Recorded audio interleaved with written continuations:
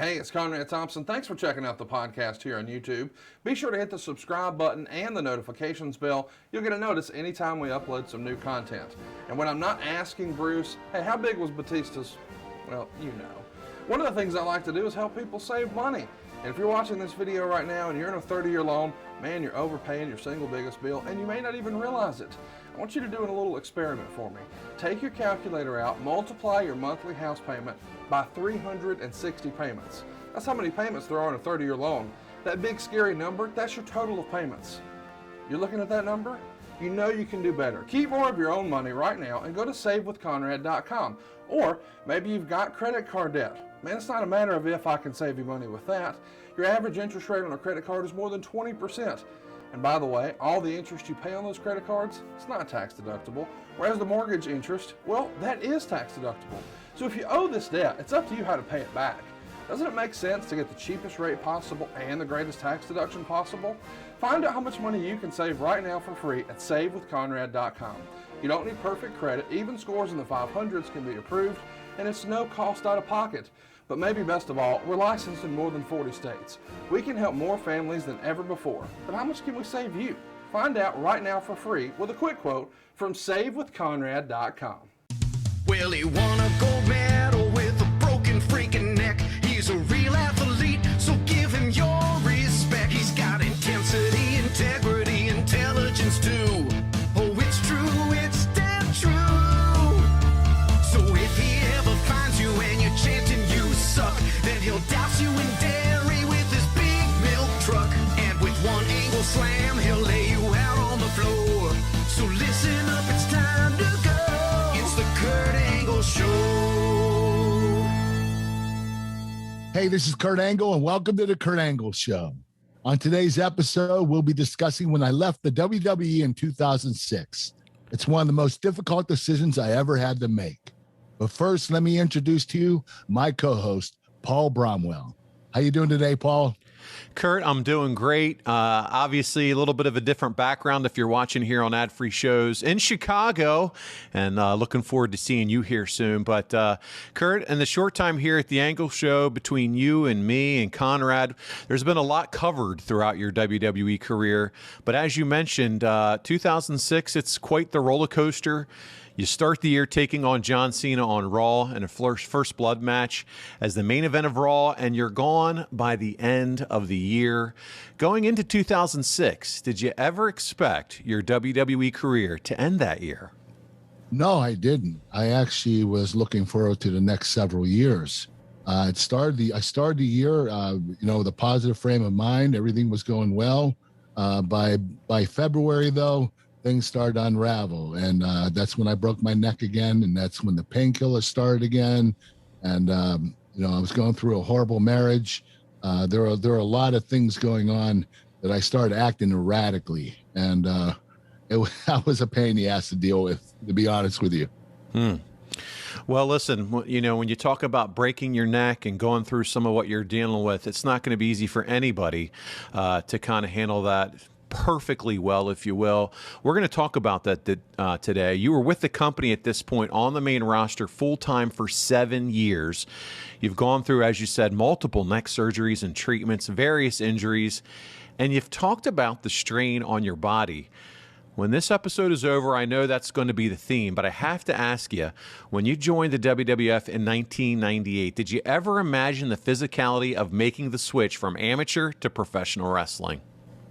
I didn't imagine it would be this brutal. This is the hardest thing I ever had to do. Transitioning from amateur wrestling to pro wrestling. Remember, amateur wrestling is one of the most injury-prone sports there is. I've been injured more in WWE and TNA than I ever was in my whole career of amateur wrestling. It is a brutal form of sport. It takes a lot of punishment on your body. It's the toughest thing I ever had to do. It's the real deal. And it makes me think, too, about those naysayers that say, oh, it's fake, that doesn't hurt, and you're living proof of it. Oh, yes, it does hurt, and things can happen and go wrong, and they do. Yeah, a lot of things do go wrong, and that's part of the sport. That's something you have to accept when you get into it. Well, your switch to Smackdown in early 2006 after Batista's injury and win the World Heavyweight title in a Battle Royal. How much of a last sudden change is this for you? Well, it was new. I wasn't starting any story, or I didn't have any storyline coming into it. It was just a brand new, world title that was handed to me because Batista got hurt. Vince McMahon asked a lot of other top guys on Raw if they would switch over to SmackDown and represent the company as champion, and everybody said no. I was always a team player. I said yes immediately when Vince told me what he wanted me to do. So, some of the guys just didn't want to switch from Raw to SmackDown for whatever reason. I don't know. Wow, which is incredible, too, especially if you think about it. Hey, you may have the opportunity to be a world champion if you do make the switch. Right. If you make the switch, you're world champion. But, a lot of these guys like Raw better than SmackDown. Interesting. You've always wrestled at the highest level, and you've never been known for taking matches off. Being world champion, though, it's an entirely different beast, is it not? Yeah, you have to be on every night. You're going to wrestle between 20 to 30 minutes, whether it's a house show, TV, pay-per-view. You're going to stay busy, and you're carrying the company on your shoulders. So it's a big responsibility, and you have to be ready for it. You said it right. It's carrying the company on your shoulders. And how much pressure do you take on in your mind? Not just your body, but your mind as world heavyweight champion.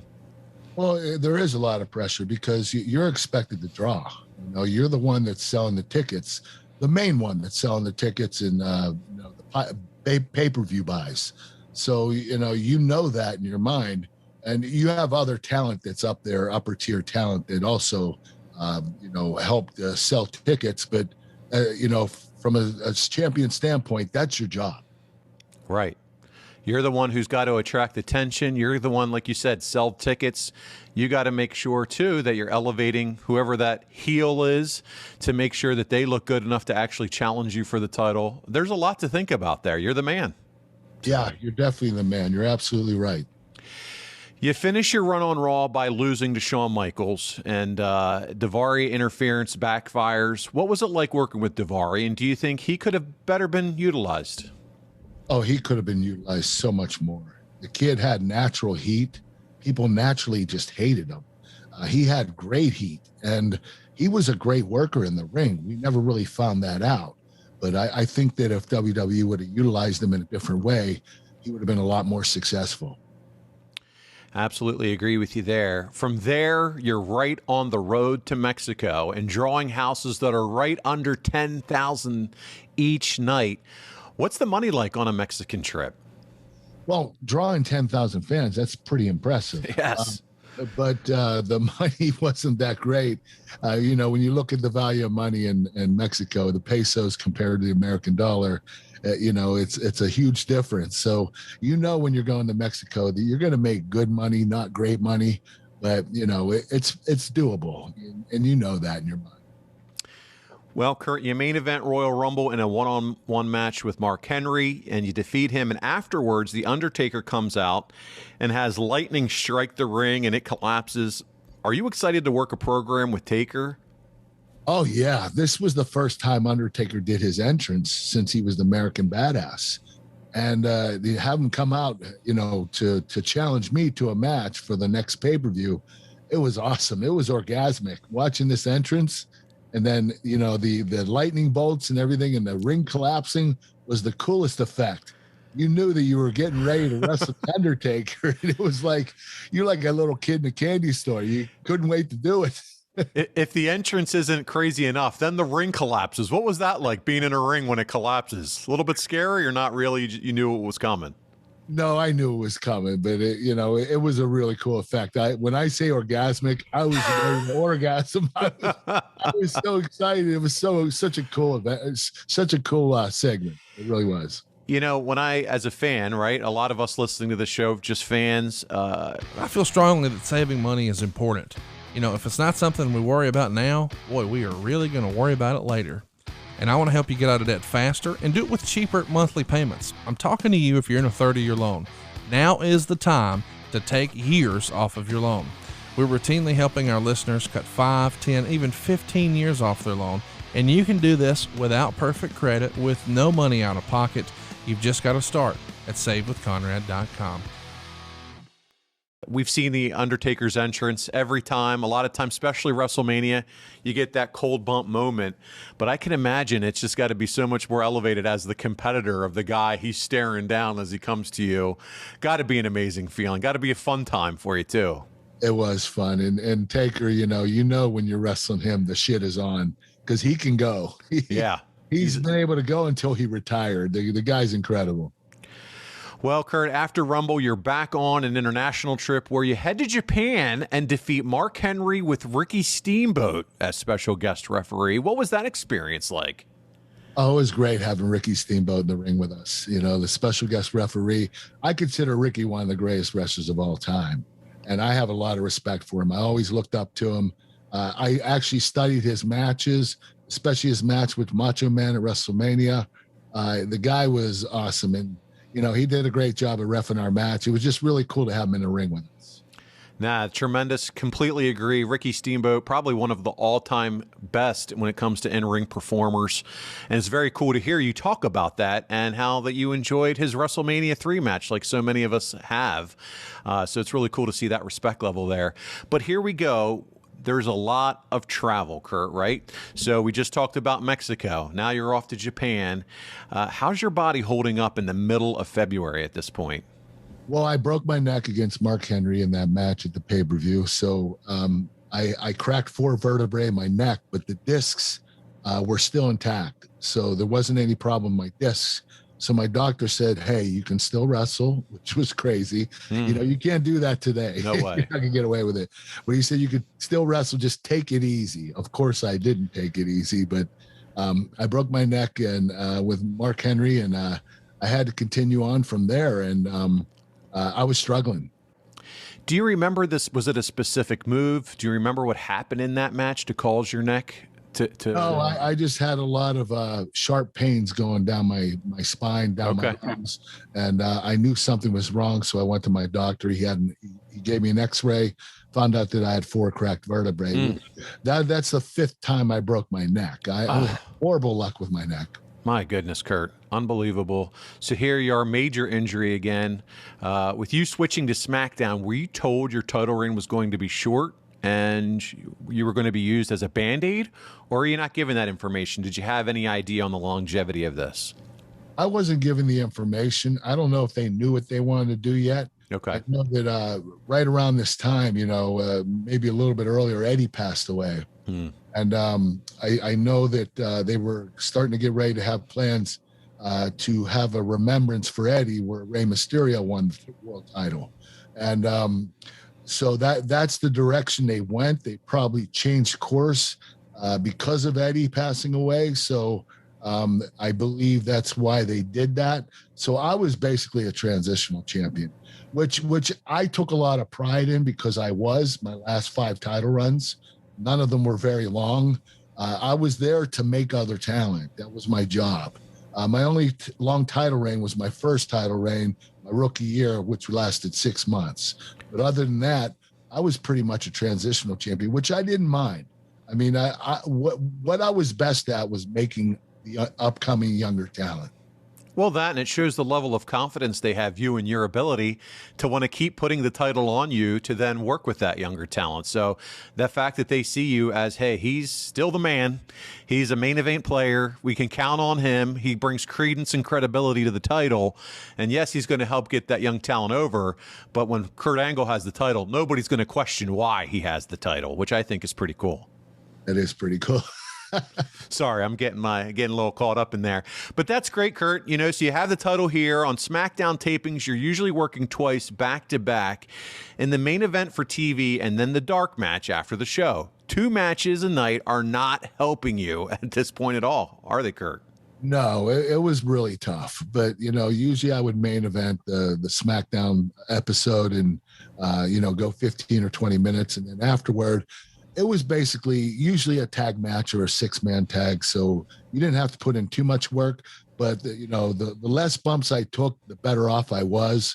Unfortunately, I didn't know how to back off. I didn't know how to not go anything but 120% all the time. That's the way I've always been and always continue to be.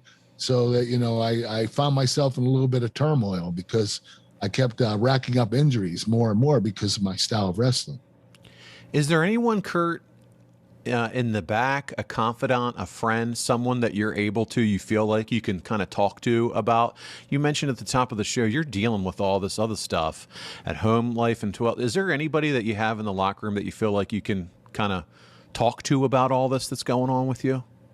No, I didn't open up to any of my friends. I wish I would have. I think that things would have been different for me.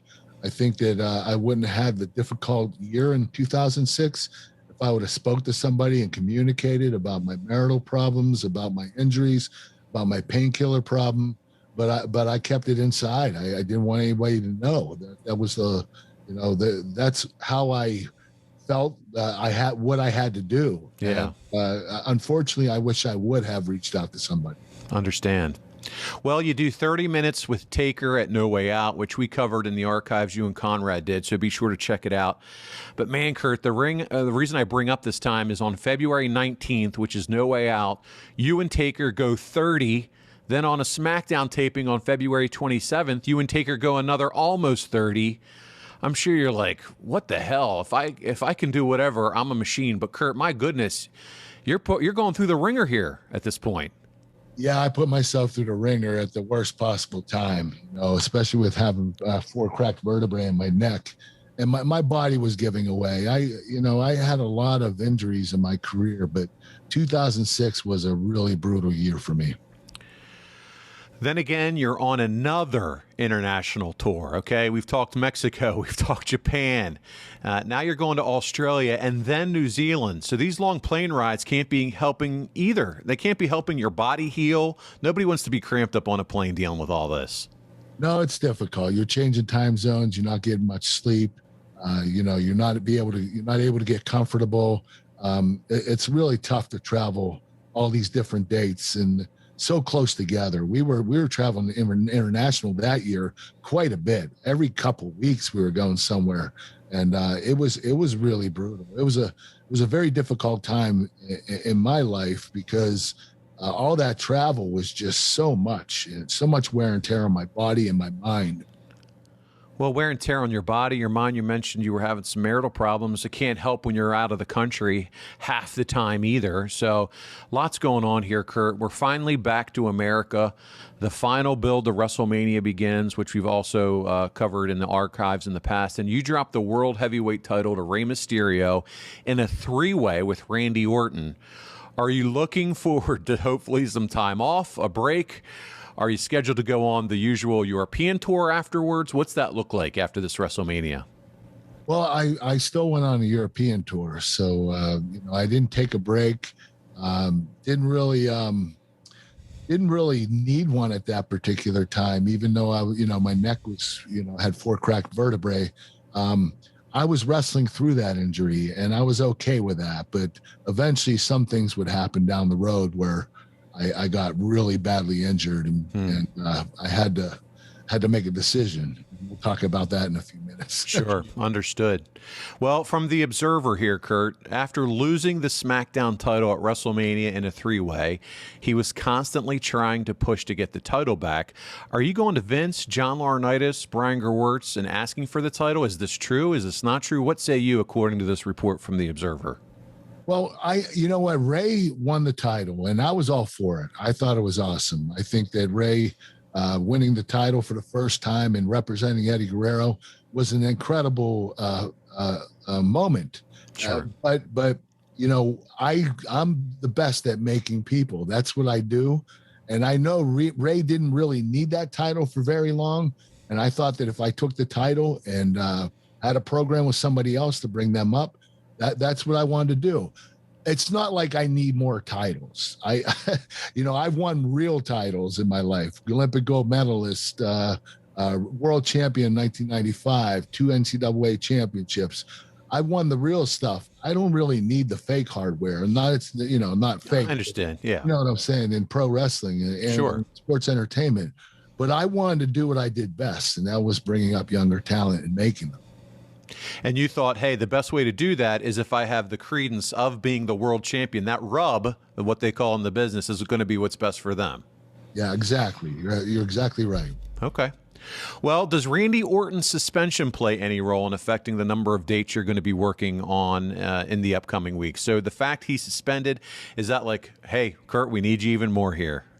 Of course, Randy was one of the top talents. So him going out, you know, the upper tier guys, it was getting kind of thin. So you're not going to have opportunities to take any time off or any dates. So as long as Randy was suspended, I was going to work full time.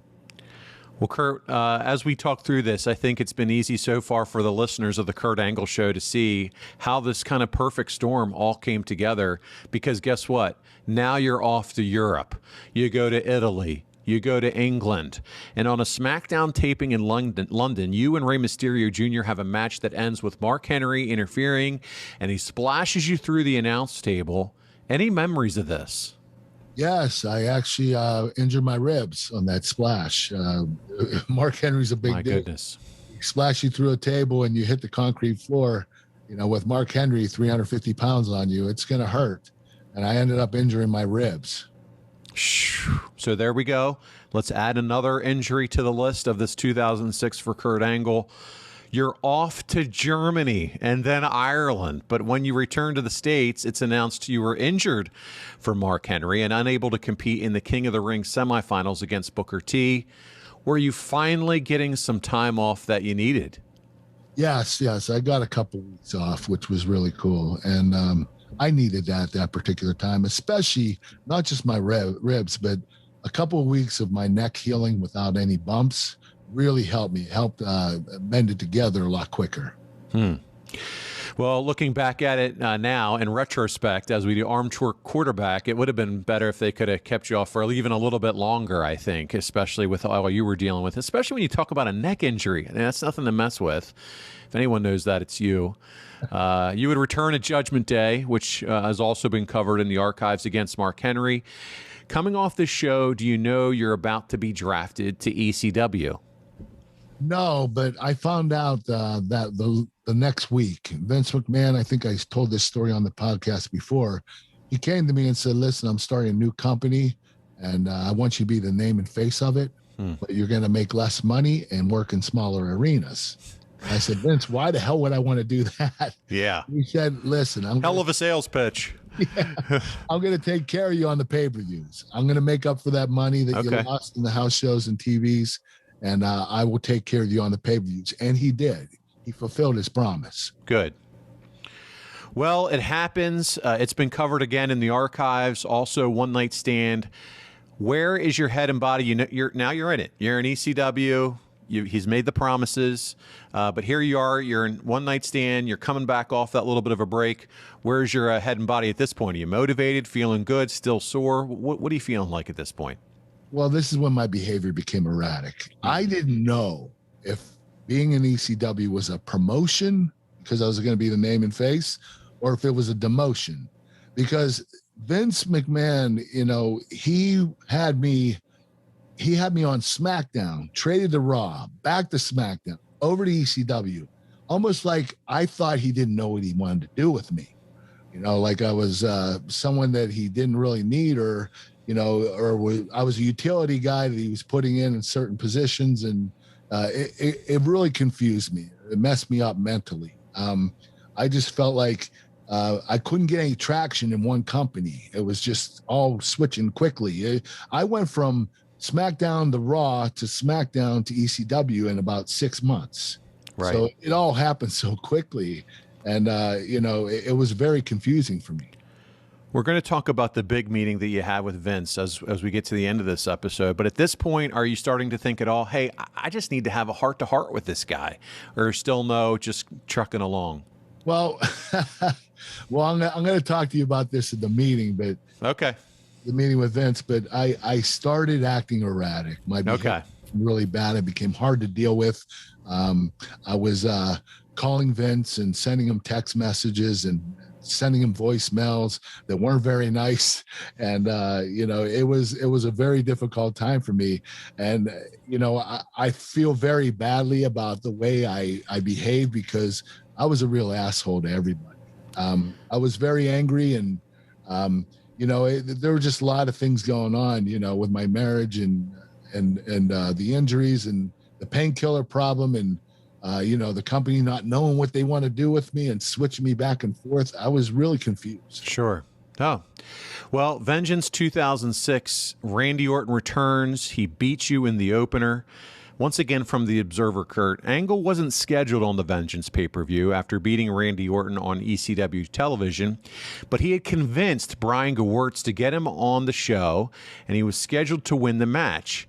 How, when he failed a drug test, ironically, not for painkillers, or he'd have been put in a rehab instead of suspended for 30 days, he had valid prescriptions for the drug he was popped for, and that failure was only because his prescription had run out, and Dr. David Black, who headed the drug program, flagged him for the violation.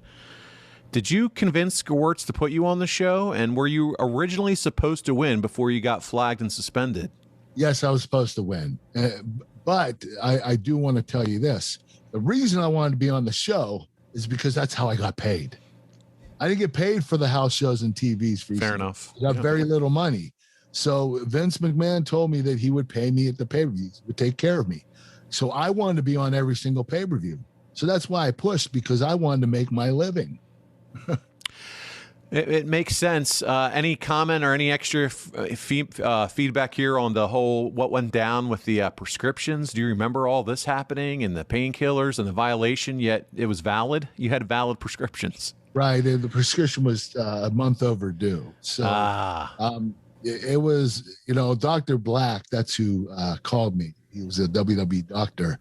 He called me, and like I told you, my behavior became erratic. Yes. Yeah. This is where it started. Okay. He called me and he said, "Listen, you failed a drug test." I said, "How did I fail the drug test?" And he said, "No, I will go."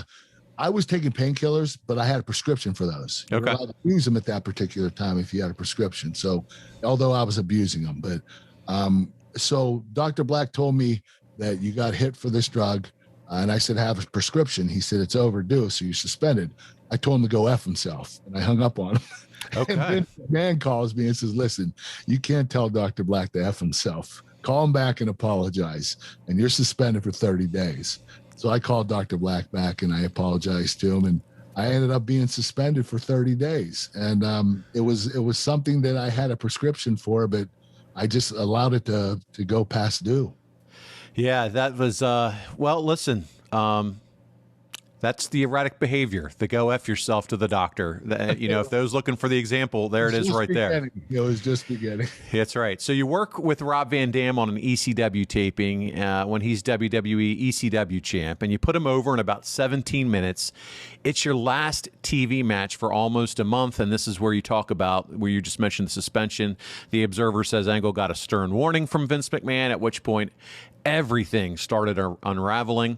And was it Vince himself who said, "Hey, buddy, you're suspended"? Yes, but Dr. Black's the first one that told me. Okay. And Vince told me that I was suspended, and he just said, "Take the month off, go home and rest. You need it anyway. So, just bide your time and sit at home and take it easy." And that's what I did. But when you do get suspended, they do have you wrestle a couple of times before you get okay.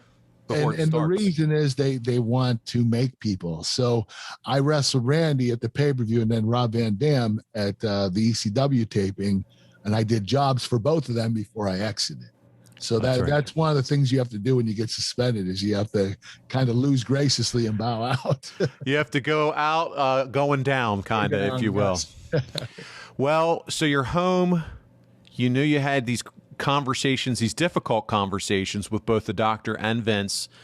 It's 30 days, week 1, week 2, Kurt's still sitting there. Did you think at this point you were ever going to return to the company? And how did you feel being sent home? What's going through your mind? I knew I would return. I had something to prove. I wanted to get back there because I felt very bitter about the suspension, and I knew I wanted to come back. The problem with me is I was never happy. When I was home resting, I wanted to be on the road. When I was on the road working, I wanted to be home resting. Like I said before, my behavior became so erratic and just out of line with everybody. And it was it was the toughest time of my life. You know, it's hard for me to say this, but I was really close to death. I really was, and I knew this, and I knew I was unraveling, and I knew that something had to happen soon. Yeah, a wake-up call or something to help snap you out of it. Well, do you think you'd be the one who would be ECW champion instead of Big Show if you were still active when RVD was suspended? Maybe, but I know they had plans of giving me the world title, the ECW world title in the fall. I just didn't stick around long enough because I exited the company in August. That's right. Well, Kurt, just a week later, you, RVD, and Sabu are, well, no, I'm sorry, you're not involved in the car ride, but RVD and Sabu are pulled over for speeding. They're arrested for marijuana possession. Does that change your suspension? Because now 2 of the biggest ECW stars are now being suspended. No, it just meant the company had to, take its Figure it out. punishment. Yeah. My suspension stood for 30 days. It did not shorten. No. Are you in contact with anybody at the WWE during your time at home? Is anybody staying in touch with you? Are you staying in touch with anybody yourself? Yeah, they were a bit concerned. So Johnny Laurinaitis would call me daily, give me updates, ask me how I was feeling. The company was really, they were really on par with me. They really wanted to make sure that I was okay. While you're at home, are you thinking about other companies, UFC, TNA, or are you just completely focused on returning to the WWE? Like I said, I had something to prove. I wanted to get back there. I wanted to prove that, even though I got suspended, I just felt like it was unjust because I did have a prescription, but I understand why they did it. I allowed my prescription to run out. But I wanted to get back. I knew I wasn't looking at any other company at this particular time. Maybe a little bit, a month or so down the road I was, but not this time. Not at this time. And they weren't reaching out to you at all during the suspension? Oh, no. My contract was ironclad. Okay. Knew it. Yeah. No tampering. Well, what were you doing at home during these 30 days? Do you remember this 30-day period, Kurt, like vividly? What was going on during this time? I was just sitting at home, just relaxing, trying to rest. Just wanted to get back to work. That's all. Yeah, I can imagine. It's suspected that your 30-day suspension being unpaid, you missed about $84,000 in pay. Does that sound about right? That was my guarantee. Yeah. I had $1 million guarantee. You break that up by 12, it's 84,000. So the 30-day suspension was 84,000. But if my merchandise check was supposed to come in that month. So it comes in every 3 months. And they took that from me too. Oh, it was supposed to come in on that month. So that was another probably a few $100,000. So I lost out on almost $400,000 when I got suspended. That's exactly what I was going to ask. Do they hate your merch? And they do too. Wow. So it's a lot more than just 84,000, like you said, almost $400,000. This is a huge deal. This is a huge impact to you. So obviously, it's a rough time, not only with what you're dealing with, but now this. So it's just adding to all of what's going on in your life. To it. Yes, it was very stressful for me. Well, eventually you're back. You're on the road in Elmira, New York, beating Rob Van Dam, and in White Plains, New York, you lose to Rob Van Dam, but supposedly you suffer a groin injury. Can you tell us about that injury?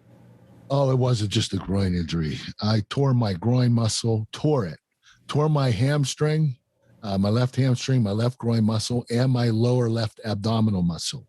All of them tore. They bruised up. My whole crotch and my hamstring and leg was completely black in 3 hours. The blood rushed to it, and the swelling was so disgusting. It was just, I literally didn't know what to do. Here I was. I just got finished with a match with RVD, and I probably needed to go to the hospital, and I didn't. And the thing is, the next night I wrestled, I believe, Danny Doring in a match, in a house show match, and I couldn't wrestle. And the company wanted me to get in the ring, headbutt him, and put him in an ankle lock just to show up for the fans because I was the top draw. And so I went ahead and did that. And that's when everything went downhill. That's when everything spiraled right there. You mentioned it, Kurt. That next night, Salisbury, Maryland, you beat Danny Doring in 5 seconds. That's your last match in WWE until 2017 when you team with The Shield at TLC. Walk us, you talked to us about the match, right? It was quick, 5 seconds, headbutt. What's it like when you come back after that match? Do you remember anything? No, I had my head down. I grabbed my stuff and walked out because I knew right there I made a decision. I wanted to leave the company. That was it. That was my last straw. I knew that my body couldn't handle what I was going through. I knew that the painkiller problem was just getting worse. The marital problem, it wasn't getting any better. And I was just in a really dark time in my life. And I knew that if I didn't get out of this environment, something really bad was going to happen. Yeah. The day after this match, you go to TV, you ask to meet Vince. Kurt, can you please walk us through in much detail as you can what happened at that meeting? Okay. When I went to TV the next day, I walked in the production meeting. Vince is up there up front with some of the writers. The producers were all leaving. And I walk in and I look at Vince and I pull my pants down to my knees. And I said, this is what happened last night. And my whole crotch is black. My hamstring, my front of my leg, my groin, my abdominal, everything was black. He's like, oh, I guess you're not going to wrestle in the triple threat ladder match tonight. I said, no, Vince, we need to talk. He said, all right, let's go talk right now. I said, no, I need to come up to your headquarters this week. He's like, okay, I'll set it up. Not a problem. So later on that week, I flew up to Stamford, Connecticut to the headquarters. And I've never told this story publicly. This is the first time ever. I went to Vince's office. I was with my manager, Dave. And in the office was Shane McMahon, Johnny Laurinaitis, and Vince McMahon. They were sitting at a table. I walk in and Vince tells us to sit down. We both sit down. And I look in front of me. And there are about 7 pages of typed text messages and voicemails that I left Vince and people in the office. And I was like, what the hell are these? And I'm reading them and I'm like, it says, Vince, I'm going to kick your ass when I see you. Vince, if you don't call me back, I'm going to beat the shit out of you. All these threats. And I'm like, I don't remember doing this. And I remembered, oh my gosh, my painkillers. See, I never wrestled high. Not once did I ever wrestle high. I always took what I was supposed to, 1 painkiller every 4 to 6 hours. But when the show was over, that's when the addict, Kurt Angle, came in and I would throw down 20, 25 pills at a time. And then I wouldn't even know. I would black out. I wouldn't know what I was doing. And I was letting out my frustrations by texting Vince because Vince was distancing himself from me this particular time because my behavior was erratic. I was getting injured. I was pushing to get the title. I was pushing to get on pay-per-views for the reason I wanted to get paid. There were a lot of things going on that Vince was like, okay, I need to back away from this guy for a little bit and, focus more on John Cena, which I completely understood. And at the time I didn't. So I'm reading the text messages, and as I'm doing it, Vince says, you want to beat my ass? And he stands up and takes his jacket off. He goes, let's fight right now. And I'm like, holy shit. My boss, the man who I look up to as a father figure, wants to beat my ass. And I look around the room and Shane is over halfway out of his seat. Because if I get up, Shane's going to jump me. Now, not that Vince needs it, because Vince is a badass. He really is. He didn't need Shane to get involved. But Shane, being the son of Vince, wanted to make sure his dad was okay. And I'm like, this is not going to turn out very well. And I don't want to fight Vince. I never did want to fight him. I was just angry. I was angry at myself. I was angry at the company. So I leave the room. I go outside. I start crying. I don't know what to do. The company wouldn't release me up until this point. They wanted to keep me. They just wanted me to go to rehab and take a break and come back. So I come back in, and I knew I had to get out of this environment, at least for a little while. So I walked back in, and I said to Vince, I can't do this anymore. I was crying, and I said, I'm getting emotional right now. I said, if if you don't release me, I think I'm going to kill myself. And I didn't mean I was going to commit suicide. I meant that I was going to accidentally kill myself. OD on painkillers, wrestle myself to death. I didn't know. And I had to get out. And so Vince looks at me and says, "You're released." He said, "You know what? Take a break, go to rehab, come back. We'll have a contract waiting for you. Just take your time." And I appreciated it. I was very grateful. Thing is, I didn't talk to him for 11 years. And when I came back to WWE in 2017, the first thing he said to me was, "Kurt, you were a real pain in the ass." And it was like, man, I really was. I was so hard to deal with. And I couldn't do anything but apologize to him 100 times because I knew I was wrong. And so, you know, we made amends, and, you know, the rest is history. We never looked back. And I have a great relationship with him now. But, you know, this is the first time I told that story, and it was really difficult to tell because I never told anybody about it before. Well, thank you for sharing that with us, Kurt. So, had to be such an emotional time for you, dealing with so much in your life. But your story doesn't end there. And that's what I think is important for everyone to hear on this podcast today. Your story is about restoration, because thank the Lord, the good Lord above, you were able to figure it out, regardless of TNA and other things. We're talking about real life.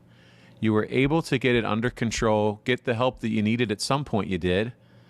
And it's a story of restoration for where you're at, where you are now in life. It was. You're absolutely right. You know, I had to redeem myself, and I was able to do that. It took me a while. Sure. I didn't go to rehab until I believe 2013. Yeah. So it took me a good 7 years. Some of us are more stubborn than others, Kurt. So you know, I continued on with TNA, and I had a great career with them, but I made a lot of mistakes there too. And Dixie Carter treated me really well. So, you know, I made a lot of flubs in my life, but I had a lot of success too, a lot of ups and downs. Do I have any regrets? Yeah. I mean, I wish I would have never broke my neck and started on painkillers, but you know, there's nothing you can do. How do you change a broken neck? Yeah. Yeah. Well, when you left, did you think I'm never going back or anything like that at that point? I knew I would be back someday. I just didn't know when. I thought I'd only be gone a year or two. And I just wanted to change of pace, a different environment, a different life. And TNA offered me that. They offered me a part-time deal for a lot of money, a surmountable amount of money. And, you know, I could work when I wanted to work. And it was a lot easier than the WWE schedule. So I knew I had to do that for a couple of years. And I enjoyed it. I enjoyed it so much, I stayed for 11 years. And, you know, unfortunately for TNA at that particular time, that money I was getting ran out. Right. But I did want to go back to WWE. I actually tried to go back a couple of years before 2017, and Vince wasn't ready to bring me back. He still, you know, I had some DUIs and some things that where I kind of messed up my reputation. Yeah. I think he was waiting for that to pan out and give it some time so that people forgot about that. And then eventually he did bring me on. Are you reaching out directly to Vince at that point too, when you were trying to come back earlier? Or are you working exclusively with reaching out to him, or is there somebody else in WWE? I always exclusively reached out to Vince. Okay. Vince or Triple H. Yeah, I've had a great relationship with both of them. Vince wouldn't answer my calls, but wow. I don't blame him for that. I mean, he offered me the world when I took a break and I went to TNA. So yeah, I was going to say there's probably a little bitterness or hurt or something there because he was hurt. He was hurt because we had a really tight relationship. Yeah. Makes sense. Well, Kurt, thank you for sharing that story with us today. Really appreciate that. Not easy, but we do also have some fan questions. Are you ready to jump into those? Let's get started. Okay. First is from Jeremy Priest, top guy at Jeremy_Priest. He says, how tough was it, or what was going through your mind when you made the decision to leave? We've already talked about some of this, but it was extremely tough, right? Yeah, it was hard. I never wanted to leave. I knew I had to for my own health, for my own frame of mind, for my own peace. And so I didn't have a choice. If I would have stayed, I honestly believe that I wouldn't be around right now. Yeah.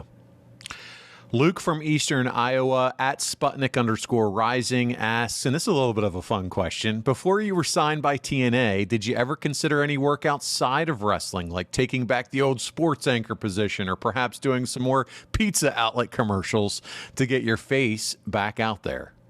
No, I didn't want to go back to that. I knew I still wanted to wrestle. Sure. I wasn't done with the wrestling bug. I absolutely love pro wrestling. It's my biggest passion, more than the Olympics, more than amateur wrestling. I just had so much fun doing it, and it was such a huge challenge for me. It was as challenging as it was winning an Olympic gold medal, especially when you want to be an upper tier talent and make a lot of great moments for the fans. I mean, that's what it's all about. And that's why you do it. There you go. Andy's Always Right is up next at Andy Paul Rules 1. And he says, I remember a quote from Paul Heyman saying the WWE's release probably saved Kurt's life. Do you agree with this statement, Kurt?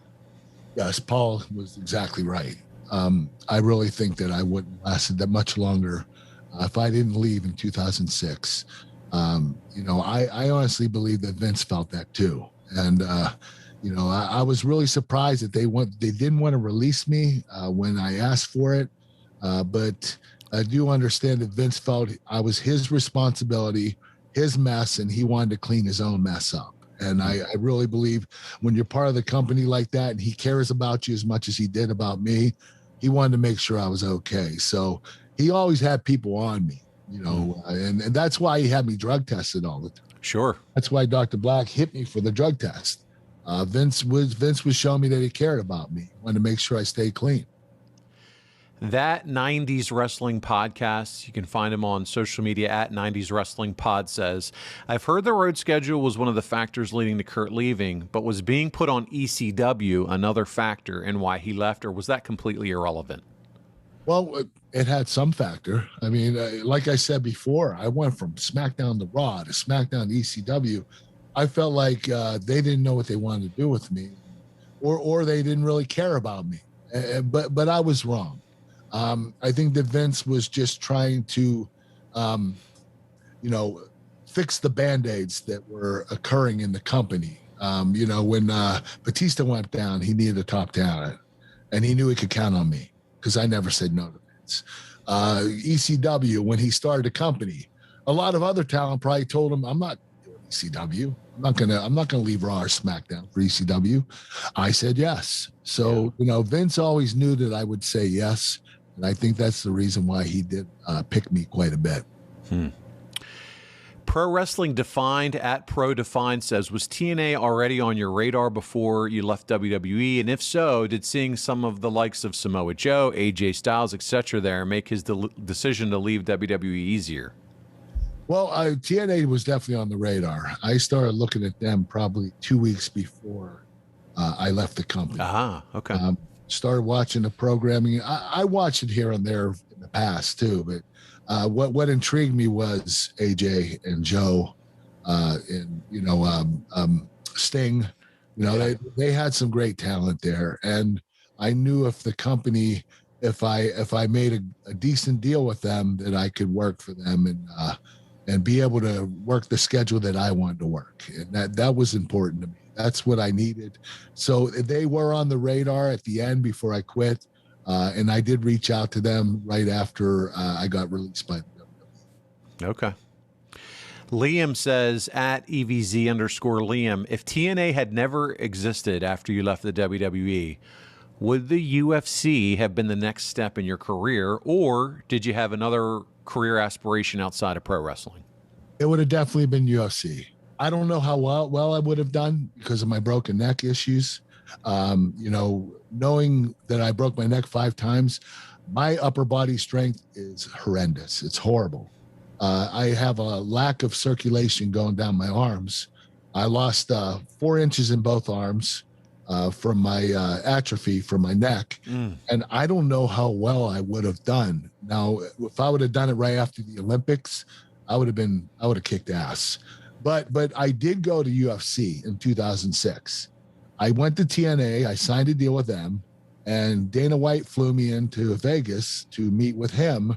And I told him, listen, I'll do UFC, but I have to do TNA too. And he said, you can't do both. I can't have you do both. So I thought I was going to be able to go part-time in TNA and fight in UFC, which was completely crazy. I'd have to be out of my mind to do that. And Dana was right. There's just no way I could have done it, not be at my best. So, but he did offer me a contract, which was really cool. And I'm sorry, when I told him I signed with TNA, he said I couldn't do it. So the contract didn't stand. And didn't matter. He said, when you're done with TNA, call me. And I did. I did a few years later when I was thinking about quitting TNA when the whole situation happened, bad situation where I wanted to get out of the company, and Dana offered me another deal. But I knew at that particular time too that I couldn't fight. There was just no way that my body was going to hold up. I was getting injured so much in pro wrestling, and the lack of upper body strength would have really affected my fighting. Sure. Ted the Hillbilly Heel at Hillbilly Heel says, after you had been in WWE for a bit, did you think you would ever leave, or did you see yourself just transitioning to a backstage job? I never saw myself leaving when I started WWE. I knew I would have a nice long career there, longer than I did, unfortunately. But I was never planning on taking a backstage role, even though I did when I retired. I just thought that I would wrestle for 20 plus years, make enough money to retire on and not have to worry about anything. So, not a lot of the top tier guys take producing jobs or take jobs backstage. So some of them do. And I was one of them.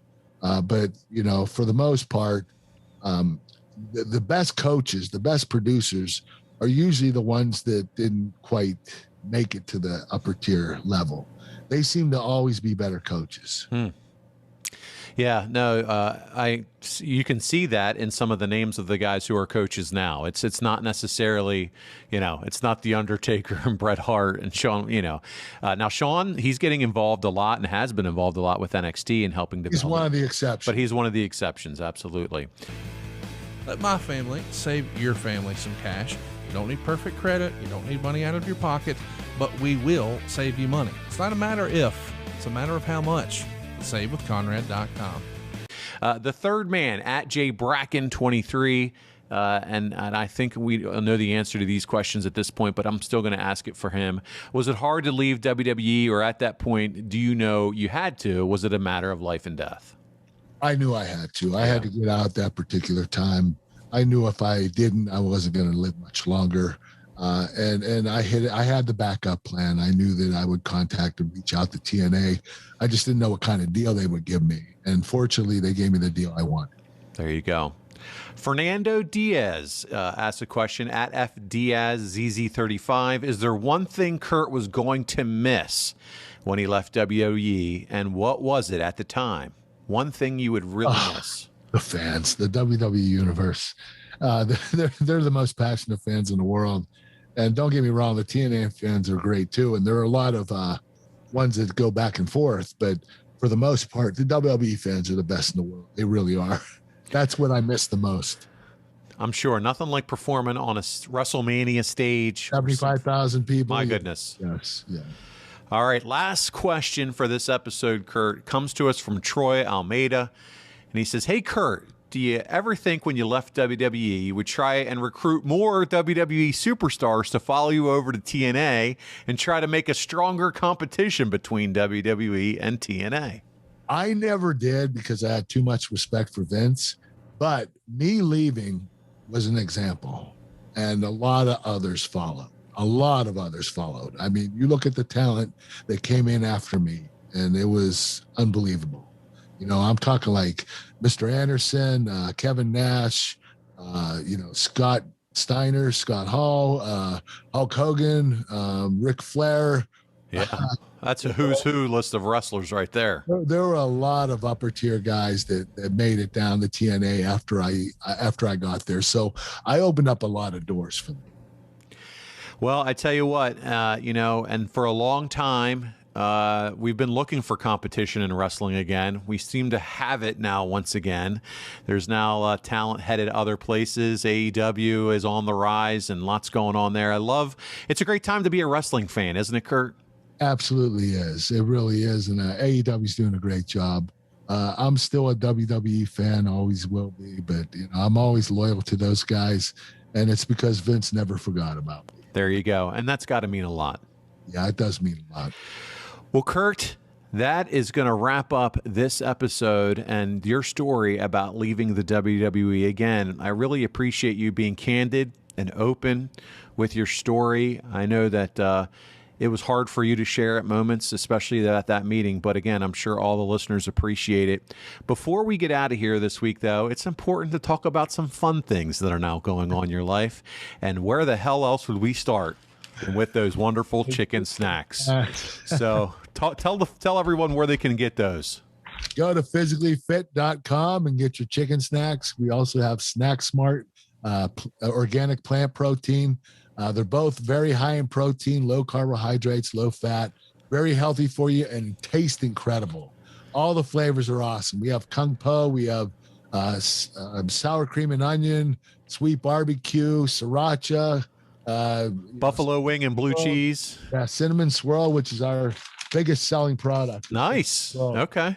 Everybody loves the cinnamon swirl. So you got to try them out. They're pretty incredible. And I want to thank everybody for purchasing them who has been doing it. I really appreciate you helping my business out. There you go. And you can get that 20% off at using the Angle Pod, right, Kurt? Is it Angle Pod for 20% Angle off? Pod, 20% off. Doesn't matter how big your order is either. There you go. Well, not only that, you have the website there where they can get autographs, cameos, all that great stuff. And I want to make sure that we point them to there. Yeah. Yeah. You can get milk cartons, cowboy hats, birthday cards, photographs, cameo voice messages, T-shirts. I got them all. Got it all. Very affordable.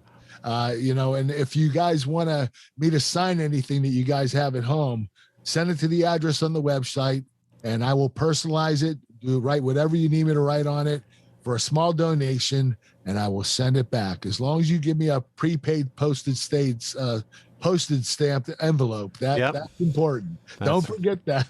Don't forget that. And let's not forget either about the newest piece of merchandise you can have and wear. Yeah, I teamed up with Garrickson Studio.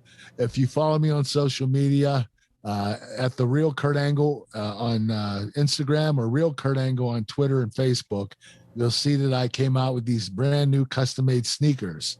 They're from Garrickson Studios. We made them together, and they're awesome. They have "You Suck" on them. They have "It's real, it's damn real." They have the A symbol. They're very well detailed, and they're very comfortable. And it's a limited time, right? They need to go out and get these shoes. Is this going to be around forever, or is this a limited time deal? It ends next week, so you're going to have to get on it now. Get your ass on it, okay? It's true. Oh, it's damn true. You need to go get those sneakers now. Well, Kurt, thank you so much. This has been a lot of fun today. Again, sharing your story. And again, don't forget about adfreeshows.com. That's where you get this show early, ad-free, as well as get to watch it on video. And I tell you what, this episode especially was moving and a really great story. And so for $9, it's the first tier. You can sign up and be a part of it. Kurt joins us for some live Q&A from time to time as well.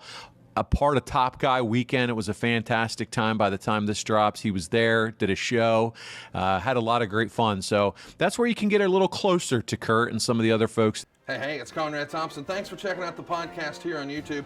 Be sure to hit the subscribe button and the notifications bell so you get a notice anytime we upload some new content. And go save yourself some money right now. If you're in a 30-year loan or you have credit card debt, it's not a matter of if I can save you money. It's a matter of how much. Find out right now for free at SaveWithConrad.com.